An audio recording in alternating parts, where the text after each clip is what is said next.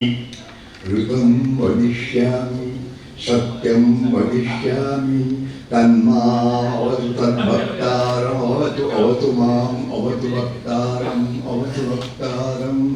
ॐ शान्ति शान्ति शान्ति। आ પંથકમાં પહેલી વાર આવું છું હું। ડીસા પાલનપુરથી આગળ આવ્યો નથી, પણ એવું કેવું મારું ભાગ્ય કે મારે અહીંયા આવવામાં આટલો બધો વિલંબ થયો। આવ્યા પછી એવું મને લાગ્યું કે અહીં તો આવવા જેવું હતું। હવે કંઈ એમને તો અવાય નહીં, કોઈ બોલાવે તો અવાય, પણ એવો યોગ થયો અને અહીં આવવાનો મને ખૂબ આનંદ છે। અહીં શ્રોતાઓમાં કેટલાક બહુ જ નાની વયના શ્રોતાઓ છે। એ એકદમ આનંદની વાત છે કે આ સંસ્કાર આ ઉંમરે એમનાથી ઝીલાય તો એ ઘણીવાર બહુ સારા પરિણામો લાવે। આપણે ધાર્યા ન હોય એવા પરિણામો લાવે। તો પહેલી રચના હું એમને માટેની વાંચીશ। એ રચના એમને બધાને સમજાય એવી છે। કેટલાક લોકોને તો છઠ્ઠા ધોરણમાં એ ભણવામાં પણ આવી હશે, પણ એ રચના બાલભોગ્ય છે, છતાં એ બાળકને જો યાદ રહી જાય તો પ્રૌઢાવસ્થા સુધી એને કામ લાગે એવી છે। મેં મારા બાળકો માટે લખેલી હતી। એ લોકોમાં પહેલેલું મેં પોઝેસિવ ઇન્સ્ટિંક્ટ, આ મારું એવો ભાવ જ્યારે જોયો ત્યારે હું ચોંકી ગયો। મને એમ થયું આ ભાવ છે એ તો એને લાભદાયી નથી, નુકસાન કરનારો છે। મમત્વનો ભાવ, એમાંથી એને મુક્ત કરવા માટે મારે એક પરિપ્રેક્ષ્ય, એક પર્સ્પેક્ટિવ એને આપવું જોઈએ પિતા તરીકે।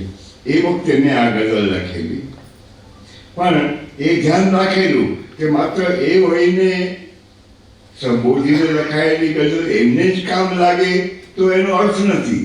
એ એમને યાદ રહે તો એને કાયમ કામ લાગે એવી હોવી જોઈએ। આવી ગઝલ આવી।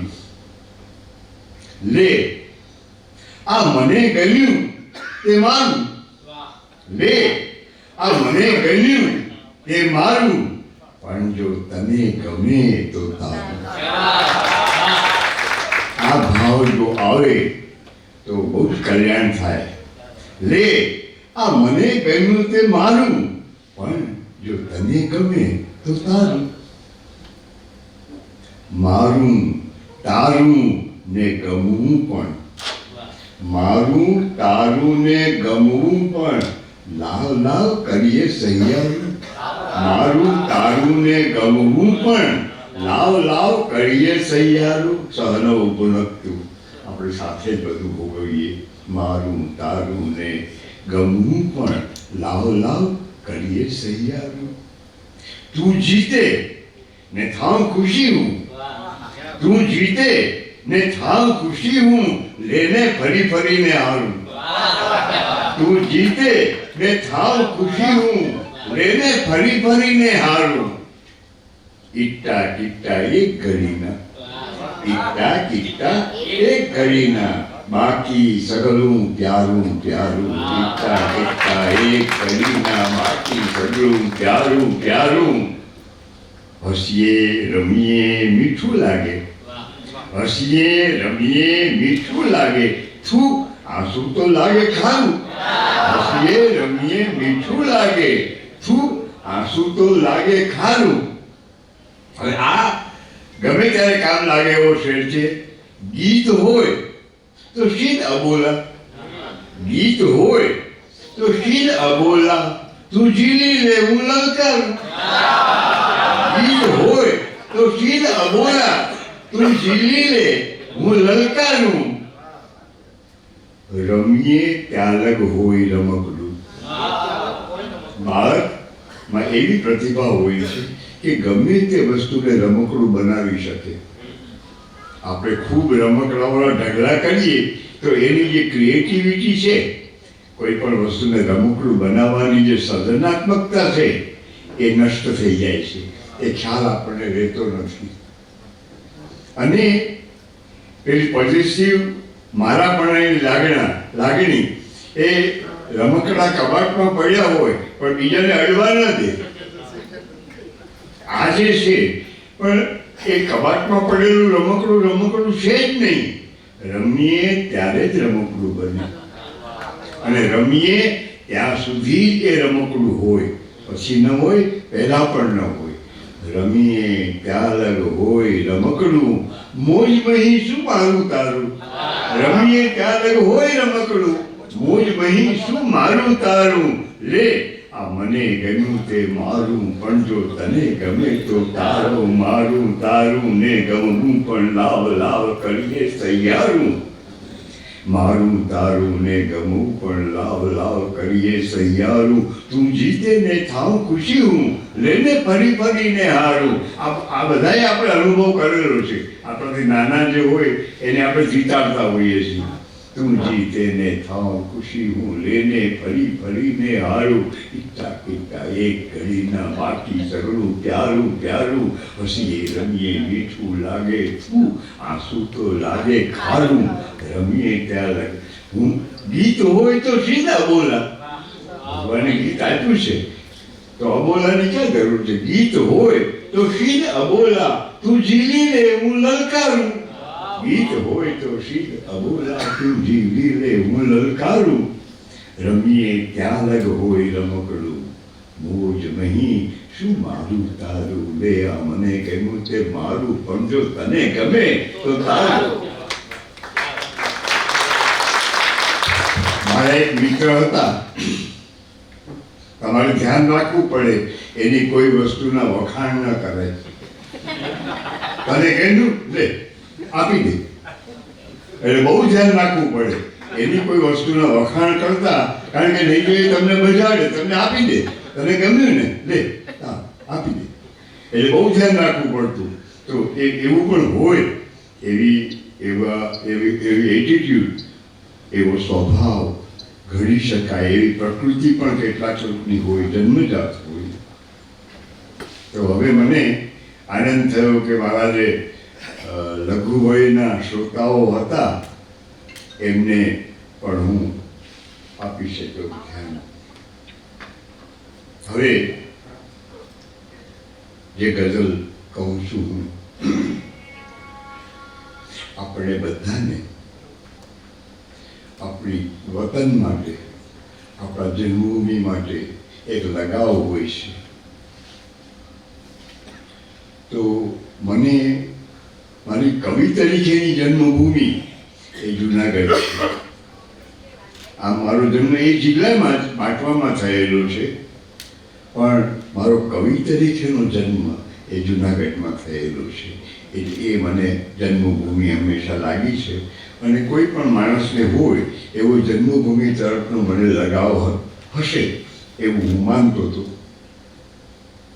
હવે એવી ઘટના બની કે ત્યાં જુનાગઢમાં મને બહુ પ્રિય ઇન્ટર આર્ટ સુધી હું ભણ્યો, ત્યાં સુધી ત્યાં રહ્યો.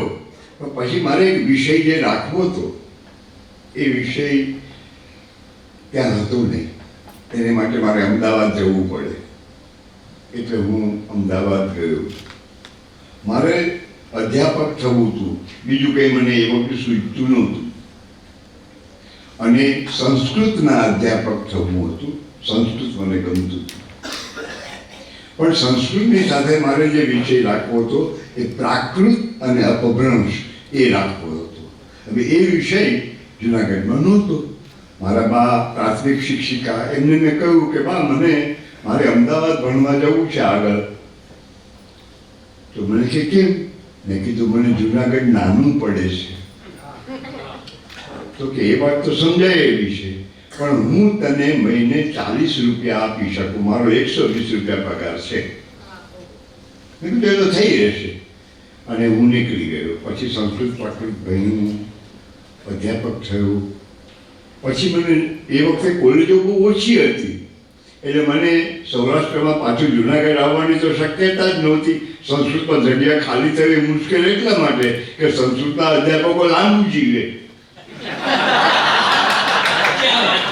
રિટાયર થયા પછી બહુ હોનરરીએ ભણાવે, વગર પગારે આવીને ભણાવે, એટલે જગ્યા તો થાય નહીં.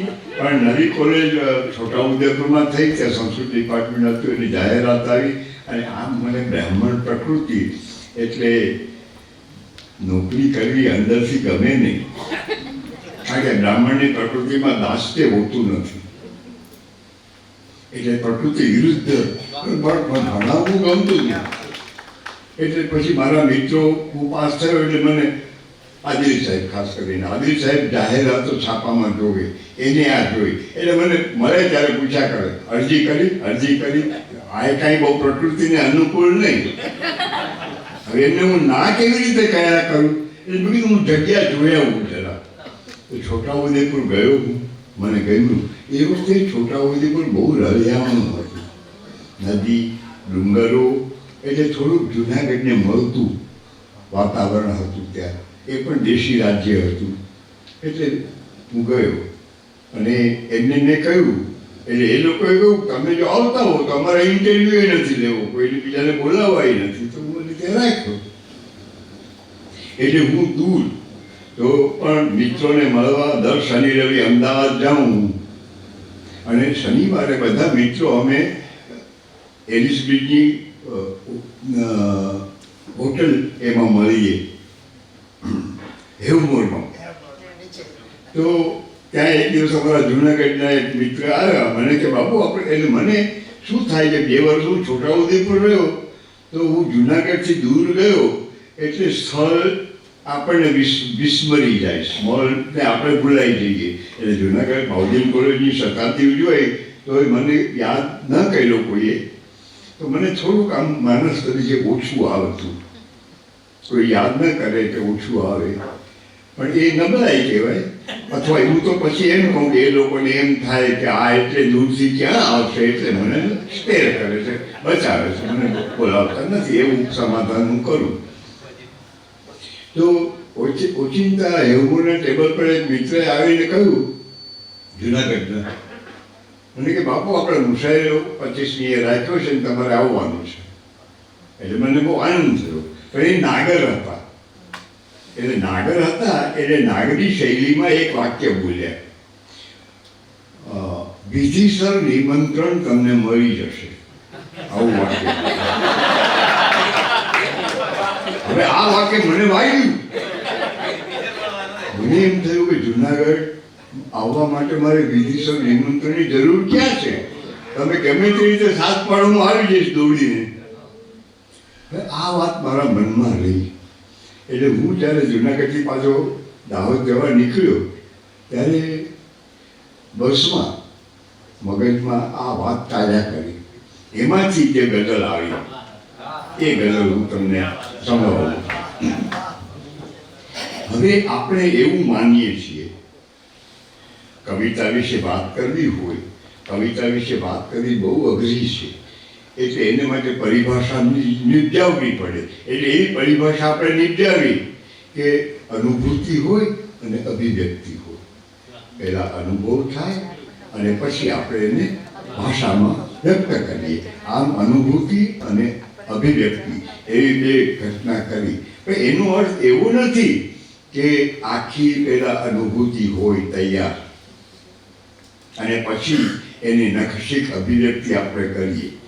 જો એમ કરીએ તો તમે ટેપ રેકોર્ડર કે ટાઈપરાઇટરથી વધારે કાંઈ નથી. જે હતું એ કહ્યું, તમને શું લાભ, તમે કવિ છે ના.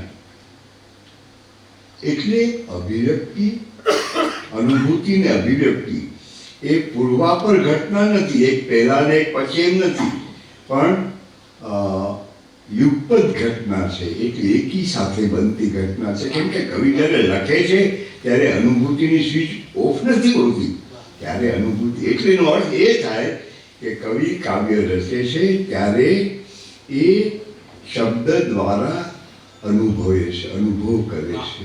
અને એટલે કવિતા શરૂ કરી હોય એ કઈ રીતે પૂરી થશે એની એક ક્ષણે એને ખબર નથી હોતી, ક્યાં એને લઈ જશે શબ્દ એ ખબર નથી હોતી. અને પ્રત્યેક કવિતા લખાયા પછી એના વ્યક્તિત્વમાં કશું ઉમેરાયું હોય તો એનો અર્થ છે. કોઈ એ અત્યાર સુધી પોતાના કોઈક અંશને ન જાણતો હોય એવા અંશને એ આ કવિતા લખવા દ્વારા જાણે તો એનો અર્થ છે. નહીં તો એ કયું કથે તે સારું કવિ જે છે એની જ વાત કરે તો એ કુશળ છે એટલો જ અર્થ થાય. એ કવિ છે એવો અર્થ ન થાય. એટલે કવિતામાં તમે તમારી જાતને મૂકી દો છૂટી અને પછી એ તમને લઈ જાય. એટલે આનો આરંભ જે થયો ને એ એવો થયો કે એમાં એક ટીન્ટ છે, પુકારો ગમે તે સ્વરે હું મળીશ જ. પુકારો ગમે તે સ્વરે, સાચા ખોટા દેખાડાના ગમે તેવા સ્વરે બોલાવશો તો હું આવીશ. એટલે ઘણી વાર આપણે કોકને ઘરે જઈએ તો કેવા ખાતા લોકો કે જમશો ને, એટલે હું તો તરત હાથ ધોઈને ઊભું છું કે મારા માટે શબ્દ સાચો છે. હું તો કોઈ શબ્દો ઉપર શંકા કરું ને એટલે હું તો તરત ઊભો થઈને હાથ ધોવાનું. તો આવું હોય છે. પુકારો ગમે તે સ્વરે હું મળીશ. હવે ત્યાં વાત રહેતી નથી. અહીંથી શરૂ થઈ હતી વાત, પછી બીજી જ પંક્તિમાં વાત બદલાઈ જાય છે. સમયના કોઈ પણ થરે હું મળીશ. હવે તો ત્યાં એનો વિસ્તાર થવાનો શરૂ થઈ ગયો. સમયના કોઈ પણ થરે હું મળીશ. અનંત કાળમાં કોઈ પણ તબક્કે, ભૂતકાળમાં, ભવિષ્યમાં બધે હું મળીશ. અને મળીશ એ ક્રિયાપદ તો ભવિષ્યકાળનું છે, પણ ભૂત ભવિષ્ય વર્તમાન એ વ્યવહારમાં છે. કવિતામાં એક નિત્ય વર્તમાન હોય છે. કવિતા વર્તમાન ક્ષણની જ હોય છે. કેમ કે વર્તમાન ક્ષણમાં એનો અનુભવ થાય છે, વર્તમાન ક્ષણમાં એનું ભાવન થાય છે. આ કવિતાનો આપણે આ ક્ષણે હું પસંદ કરું છું ને આ ક્ષણે તમે એનું ભાવન કરો છો.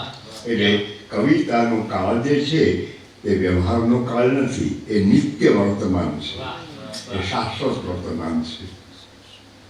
આવું મને કવિતા લખતા લખતા સમજાયું છે. પુકારો ગમે તે સ્વરે હું મળીશ, સમયના કોઈ પણ સ્તરે હું મળીશ. અને તમને ખબર ન હોય કે તમારા મનમાં કયા કઈ સંસ્કારો પડેલા છે અજ્ઞાત મનમાં, એ ક્યારે કેવી રીતે આવશે. તો પછીનો શેર આવે છે, ન ખુલે ન તૂટે કટાયેલું તાળું. ન ખુલે ન તૂટે કટાયેલું તાળું, કોઈ હિજરતી ના કરે હું મળીશ. ન ખુલે ન તૂટે કટાયેલું તાળું, કોઈ હિજરતી ના કરે હું મળીશ. હિજરત એ મનુષ્ય જીવનની કરુણતમ ઘટના છે.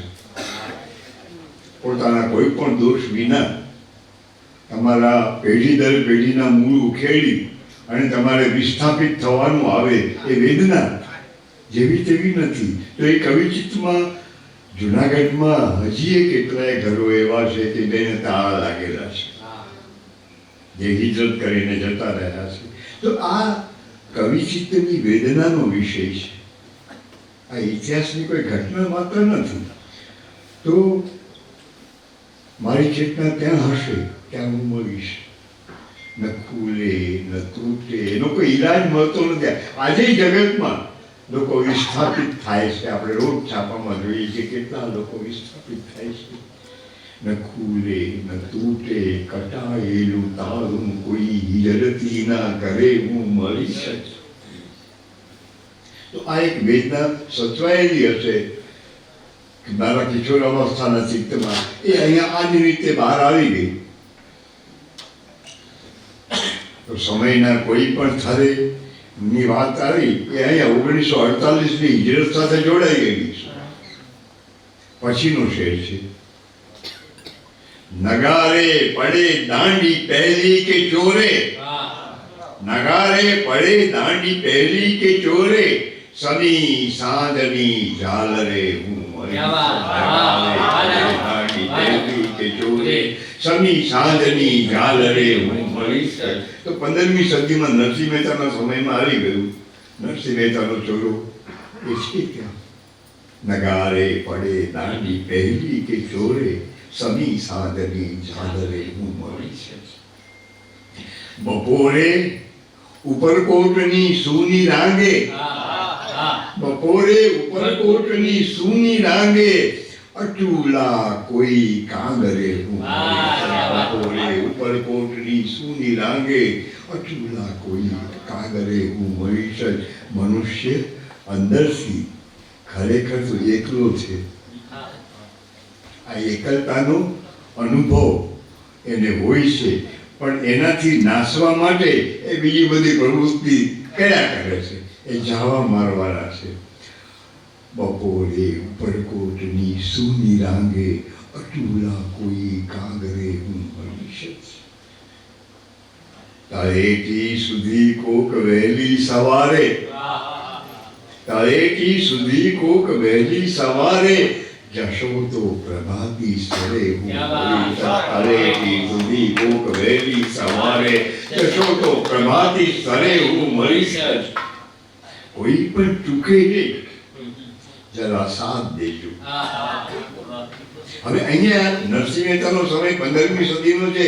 ત્યાંથી સીધી ફ્લાઇટ એ પ્રાગૈતિહાસિક સમયમાં જાય છે, જ્યારે ઇતિહાસની શરૂઆત નથી થઈ. એ સમયે પણ મારી ચેતના ત્યાં વિદ્યમાન હતી એવી મને અત્યારે પ્રતીતિ થાય છે. આ કવિતાની રચના સમયે, આ કવિતાના પઠન સમયે તો ગિરનાર અને નર્મદા એ હિમાલય અને ભાગીરથી કરતા જૂના છે,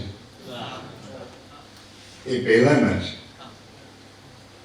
તો કોઈ પણ ટૂંકે જઈ જરા સાથ દેજો, સુસવતા પવનના સ્તરે હું મળીશ. કોઈ પણ ટૂંકે જઈ જરા સાથ દેજો, સુસવતા પવનના સ્તરે હું મળીશ. તો આજે પ્રાગૈતિહાસિક સમય, જ્યારે ઇતિહાસની શરૂઆત નથી થઈ, એ ક્ષણોમાં પણ મારી ચેતના ત્યાં વિદ્યમાન હતી. એ સુસવતા પવનના સ્તરોમાં હતી. કોઈ પણ ટૂંકે જઈ જરા સાથ દેજો, સુસવતા પવનના સ્તરે હું મળીશ. પછી ઇતિહાસની શરૂઆતનો સમય એ પણ પૌરાણિક સમય, એમાં ચેતના આવી જાય છે. શિખર પર ચટકતી હશે ચાખડી, શિખર પર ચટકતી હશે ચાખડીને, ધરીને કમંડલ કરે હું મળીશ. શિખર પર ચટકતી હશે ચાખડીને, ધરીને કમંડલ કરે હું મળીશ. ઘણા લોકોને આજે પણ ગિરનાર પર દત્તાત્રેયના અસ્તિત્વની અનુભૂતિ થાય છે. શિખર પર ચટકતી હશે ચાખડી, ધરીને કમંડલ કરે હું મળીશ. છતાં યાદ આવું તો કેદાર ગાજો, છતાં યાદ આવું તો કેદાર ગાજો, તરત આવીને ભીતરે હું મળીશ. છતાં યાદ આવું તો કેદાર ગાજો, તરત આવીને ભીતરે હું મળીશ. હવે મળવાના સ્થળમાં બહારના ન રહ્યા, અંદરનું આવી ગયું. છતાં યાદ આવું તો કેદાર ગાજો, તરત આવીને ભીતરે હું મળીશ.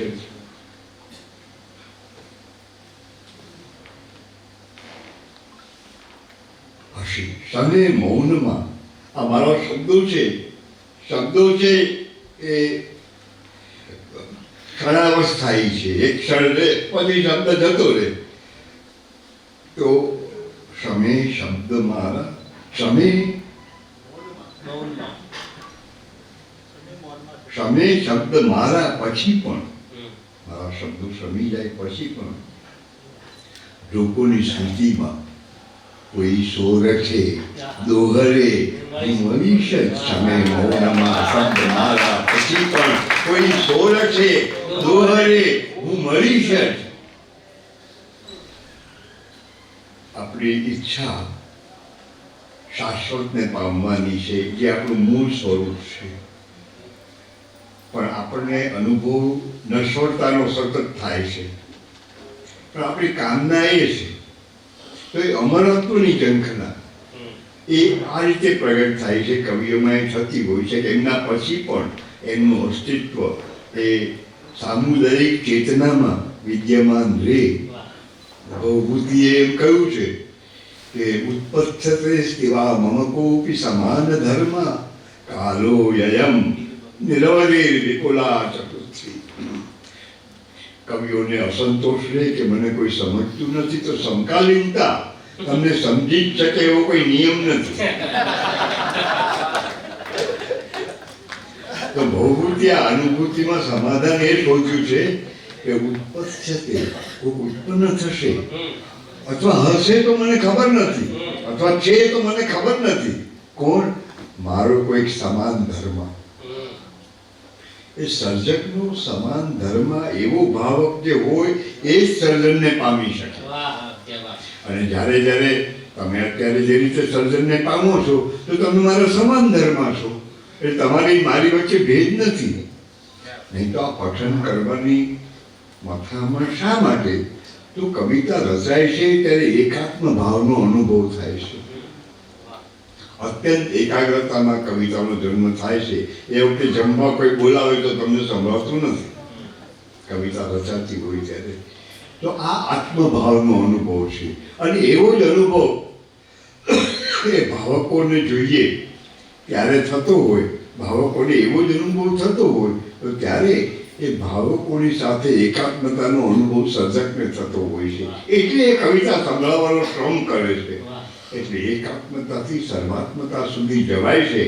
એટલા માટે આ પઠનનો પુરુષાર્થ કરીએ કે એટલા માટે આટલા કિલોમીટરની આ હોય પ્રયાસ કરીએ.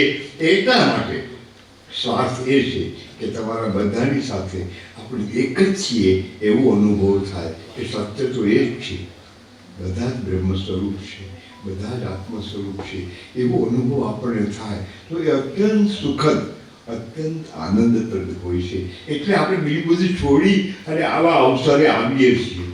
આવા અવસરે ઉપસ્થિત શા માટે રહીએ છીએ? બીજા ઘણા વિકલ્પો હોય છે આનંદના, મોજ મજાના, પણ એ બધા ક્ષણિક છે. જ્યારે આ અનુભવ આપણે ઈચ્છીએ છીએ. શમે મૌનમાં શબ્દ મારા પછી પણ કોઈ સોરઠે દોહરે હું ભવિષ્ય છું. લોકસ્મૃતિમાં સચવાયેલું ભવિષ્ય છે. પછી મને ખૂબ ગમતો શેર છે. મને ગોત આપણા બધાની શોધ આપણને ઓળખવાની હોય છે. કોઈ કવિ કવિતા લખે તો એની મથામાં પણ એને પોતાને પામવાની હોય છે. અને કોઈનું ખિસ્સું કાપે ત્યારે એની મથા પણ એને ખબર ન હોય એમ પોતાને પામવાની જ હોય છે. બધી જ ક્રિયાઓ જીવ માત્રની પોતાને પામવા માટે, પોતાને ઓળખવા માટે હોય છે. મને ગોતવામાં, અને કવિતા એટલા માટે જ લખે છે કે પોતાને વધારે ઓળખવો છે. મને ગોતવામાં જ ખોવાયો છું, પચે પરકમાં આખરે હું મળીશ.